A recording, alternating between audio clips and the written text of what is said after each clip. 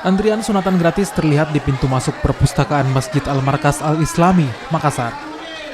Para orang tua membawa anak mereka untuk mengikuti sunatan gratis yang digelar oleh Kementerian Agama dan Badan Amil Zakat Nasional Kota Makassar.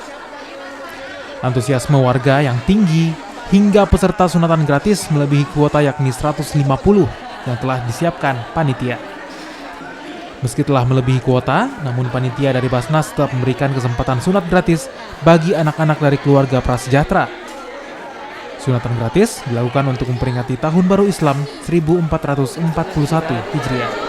Dipercayakan kepada KUA itu, Kepala Usaha Agama, untuk mendata itu anak-anak yang akan dikitan. Ya, tapi biasanya ada hal-hal yang kurang lancar sehingga sampai akhir itu tidak sampai terpenuhi target itu. Sementara sekarang sudah membludak.